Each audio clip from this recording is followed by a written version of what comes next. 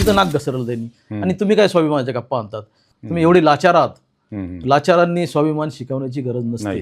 हे खरं म्हणजे हे हास्यास्पद आहे. कारण जी मंडळी आज श्रीरामपूरचा स्वाभिमान सांगतायत त्या मंडळीचा जर मागचा इतिहास पाहिला, जेव्हा जेव्हा सत्ता पाहिजे तेव्हा विखे साहेबांकडे गेले, कधी बाळासाहेब थोरातांकडे गेले. म्हणजे तुम्हाला सत्ता पाहिजे तेव्हा तुम्हाला लोणी चालते. हे उपनगराध्यक्ष झाले तेव्हा आमदार राधाकृष्ण विखे पाटलांनी त्यांना सपोर्ट केला म्हणून ते झाले. तिथं नाक घसरलं त्यांनी. आणि तुम्ही काय स्वाभिमानाच्या गप्पा आणतात? स्वाभिमानाच्या गप्पा तुमच्या तोंडावरून अजिबात शोभत नाही.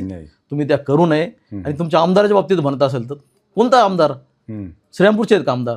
अरे श्रीगोंद्याचे आमदार. श्रीरामपूरच्या अभियानाचा काय संबंध आहे त्यांचा? हे खरं सगळं चाललंय चुकीचं आहे. लोकांना दिशाभूल करण्याचं काम आहे. आणि श्रीरामपूर जनता एवढी दूध खुई नाही.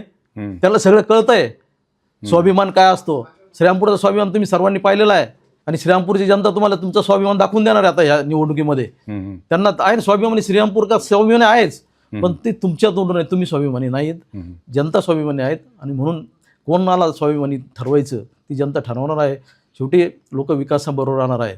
आमदार राधाकृष्ण विखे पाटील साहेबांनी एवढे निधी इथं दिला, एवढे कामं केले. यांनी सुद्धा त्यांच्या माध्यमातूनच कामं केले. प्रत्येक वेळी विखे साहेबांची मदत त्यांनी घेतली, प्रत्येक वेळेस.